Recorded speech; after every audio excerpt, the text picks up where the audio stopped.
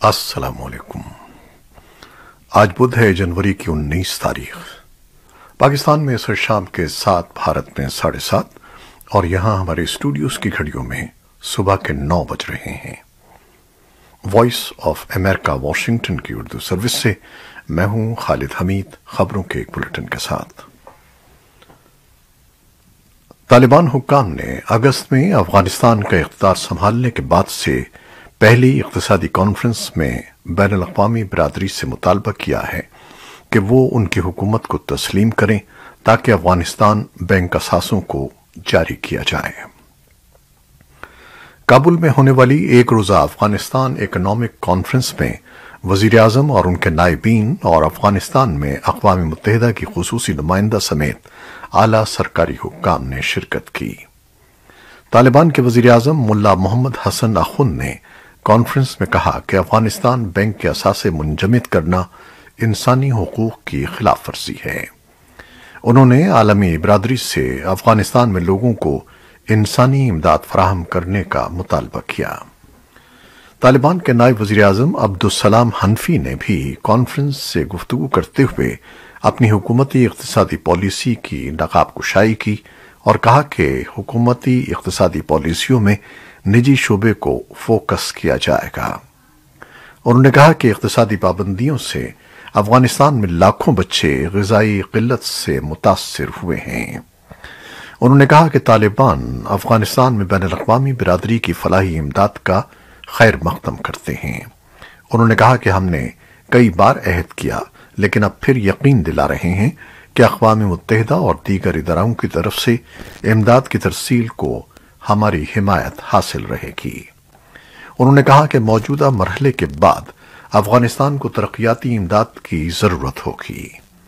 طالبان کے وزیر خارجہ نے افغانستان کی خطے سے رابطہ کاری پر بات کی اور کہا کہ گزشتہ 5 ماہ میں اس سلسلے میں بہت کچھ کیا گیا ہے۔ افغانستان کے لیے اقوام متحدہ کی خصوصی نمائندہ ڈیبرا لیون نے کانفرنس میں کہا کہ انسانی امداد طویل المدتی حل نہیں ہو سکتی۔ انہوں نے مزید کہا کہ افغانستان کے معاشی مسائل کو بنیادی طور پر حل کیا جانا چاہیے۔ انہوں نے کہا کہ اقوام متحدہ نے ہمیشہ پابندیاں ہٹانے کا مطالبہ کیا ہے۔ اب جبکہ افغانستان میں امن آ چکا ہے اور سلامتی یقینی ہے تو یہاں سرمایہ کاری کی ضرورت ہے۔ لیون نے کہا کہ دنیا کو اس صورتحال پر یقین کرنا چاہیے اور جرأت کے ساتھ آگے بڑھنا چاہیے۔ انہوں نے کہا کہ افغانستان میں بڑے پیمانے پر معاشی سست روی کے باوجود بدعنوانی سے نمٹنے کی کوششوں کی وجہ سے آمدن بڑھ رہی ہے اور حال ہی میں منظور کیا گیا قومی بجٹ پہلی بار مکمل طور پر قومی محصولات سے مرتب کیا گیا ہے۔ پینٹاگون کے ترجمان جان کربی نے ایک پریس بریفنگ میں کہا ہے کہ امریکی حکومت تاجکستان اور ازبکستان میں افغان ہیلی کاپٹروں کے معاملے سے نمٹ رہی ہے۔ انہوں نے کہا کہ ان کے خیال میں یہ سمجھا جا سکتا ہے کہ ان طیاروں کو افغانستان نہیں بھیجا جائے گا۔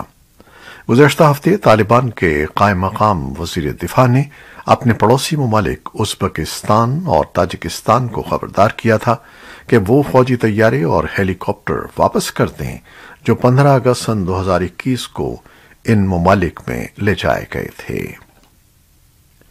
پاکستان کے مرکزی بینک کی طرف سے ملک میں ڈالر کی سپلائی کو مستحکم کرنے کے لیے اسلام آباد اور کابل کے درمیان باہمی تجارت خصوصاً برآمدات کی ادائیگی ڈالر کے ذریعے کرنے کی شرط عائد کرنے پر کاروباری برادری نے تحفظات کا اظہار کیا ہے۔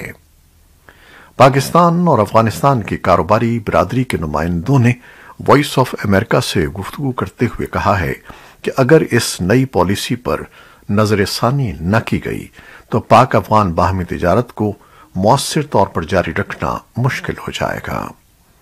افغانستان میں طالبان کے کنٹرول کے بعد پاکستان کے مرکزی بینک نے پاک افغان تجارت کے لیے کسٹم ڈکلریشن کے بغیر قابل تبدیل کرنسی یعنی ڈالر وغیرہ کے ذریعے تجارت کرنے کی سہولت 31 دسمبر تک فراہم کی تھی، لیکن بعد ازاں اسٹیٹ بینک نے اس سہولت کو ختم کرتے ہوئے کہا تھا کہ پاکستان سے بھیجی جانے والی برآمدی اشیاء کے لیے سوائے روزمرہ کے استعمال اور کھانے پینے کی چیزوں کی ادائیگی افغانستان سے لائی جانے والی غیر ملکی زر مبادلہ کے ذریعے ہی ہو سکتی ہے۔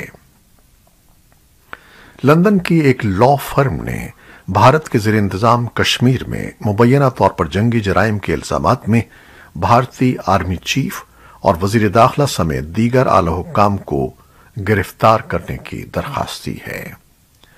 لا فرم اسٹاک وائٹ کا کہنا ہے کہ انہوں نے لندن کی میٹروپولیٹن پولیس کے جنگی جرائم کی یونٹ کو اس بارے میں کثیر شواہد فراہم کیے ہیں کہ کس طرح بھارت کے army chief general Manoj Mukund Naravane اور وزیر داخلہ امیت شاہ کشمیر میں تشدد، اغوا، سماجی کارکنوں، صحافیوں اور شہریوں کے قتل میں ملوث ہیں۔ خبر رساں ادارے ایسوسی ایٹڈ پریس کے مطابق لا فرم کی رپورٹ سن 2020 اور 21 کے درمیان جمع کی گئی گواہیوں پر مبنی 2000 بیانات پر مشتمل ہے۔ بھارت کی وزارت خارجہ اور وزارت داخلہ نے ایسی کسی رپورٹ سے لا علمی کا اظہار کرتے ہوئے تبصرے سے انکار کیا ہے۔ گوانٹانامو بے میں امریکہ کی جانب سے دہشت گردوں کو قید میں رکھنے اور مقدمے چلانے کے لیے قائم کیے جانے والے حراستی مراکز کو 20 سال مکمل ہو گئے ہیں۔ اس موقع پر ہیومن رائٹس واچ اور ریڈ کریسنٹ جیسے حقوق کے عالمی ادارے اس حراستی مرکز میں مبینہ خلاف ورزیوں کا احاطہ کرتے ہوئے یہاں موجود باقی ماندہ قیدیوں کی منتقلی کا مطالبہ کر رہے ہیں۔ گوانٹانامو بے کے اس حراستی مرکز میں ان غیر ملکی مسلمان مردوں اور نوبالغوں کو قید رکھا گیا جن پر عالمی دہشت گردی کا الزام تھا۔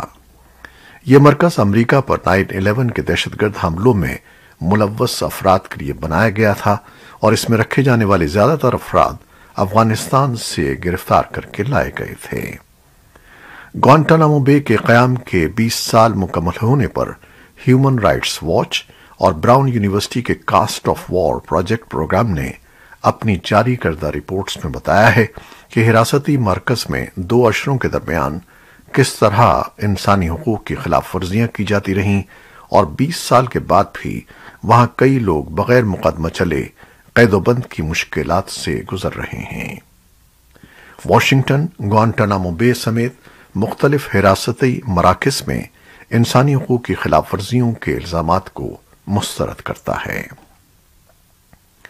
روسی حکام کا کہنا ہے کہ ماسکو بڑی مشترکہ فوجی مشقوں کے لیے ملک کے مشرق بعید سے بیلاروس میں غیر متعین تعداد میں فوجی بھیج رہا ہے۔ یہ تعیناتی ڈرامائی طور پر ایک اندازے کے مطابق 1 لاکھ روسی فوجیوں کو تقویت دے گی جو پہلے ہی یوکرین کے قریب جمع ہیں اور جس کے بارے میں مغرب کو خدشہ ہے کہ یہ کسی حملے کا پیش خیمہ ہو سکتے ہیں۔ روس نے حملے کے ارادے کی تردید کی ہے اور مغرب سے اس بات کی ضمانت کا مطالبہ کیا ہے کہ نیٹو یوکرین یا دیگر سابق سوویت ممالک کو اپنے ساتھ شامل نہیں کرے گا یا وہاں ہتھیار نہیں رکھے گا۔ واشنگٹن اور اس کے اتحادیوں نے ان مطالبات کو گزشتہ ہفتے مسترد کر دیا تھا۔ وائٹ ہاؤس نے منگل کو خبردار کیا کہ روس اپنے پڑوسی پر کسی بھی وقت حملہ کر سکتا ہے، جبکہ برطانیہ نے ٹینک شکن ہتھیاروں کی ایک کھیپ یوکرین کو فراہم کی ہے۔ امریکی وزیر خارجہ اینٹنی بلنکن نے آج بدھ کو کہا کہ وہ پر امید ہیں کہ روس یوکرین کی سرحد پر کشیدگی کو کم کرنے کی کوششیں سفارتی اور پرامن راستے پر جاری رہ سکتی ہیں، لیکن اس کا حتمی فیصلہ روسی صدر ولادیمیر پوٹن پر منحصر ہے۔ اپنے دورے کی پہلی منزل کیف میں امریکی سفارت خانوں کے عملے سے بات کرتے ہوئے بلنکن نے کہا کہ دنیا دیکھ رہی ہے کہ کیا ہو رہا ہے اور یہ کہ روس پہلے ہی کیا کر چکا ہے اور مزید روسی جارحیت کا خطرہ بہت ہی بنیادی اصولوں کو چیلنج کرتا ہے جو پورے بین الاقوامی نظام کے لیے نقصان دہ ہیں۔ بلنکن نے کہا کہ ہم نے یہ واضح کرنے کی کوشش کی ہے کہ روس کے لیے 2 راستے ہیں، سفارتکاری اور بات چیت کا راستہ، جن میں اختلافات کو پرامن طریقے سے حل کرنے کی کوشش ہو سکتی ہے، جبکہ دوسری صورت میں اگر روس نے جارحیت کو فروغ دیا تو پھر روس کے لیے اس کے نتائج ہوں گے۔ بلنکن جمعرات کو برلن جائیں گے، جہاں وہ جرمن وزیر خارجہ एनालिना बैरबैक से मुलाकात करेंगे। वो जुमे को जेनीवा में रूसी वजीर खारजा सरगई लैवरोव से मुलाकात में रूस पर जोर देंगे कि वो सरहद पर कशीदगी को कम करने के लिए फौरी इक़दाम करे। अमेरिका के सदर जो बाइडन सदारती मनसब संभालने का पहला साल मुकम्मल होने पर आज बुध को व्हाइट हाउस में एक न्यूज कॉन्फ्रेंस करेंगे। ये कॉन्फ्रेंस एक ऐसे वक्त पर हो रही है जब उनके एजेंडे के दो अहम हिस्से कांग्रेस में ताअत्तुल का शिकार हैं और कोविड की वबा अब भी अंदरून व बैरून मुल्क तबाही मचाए हुए है।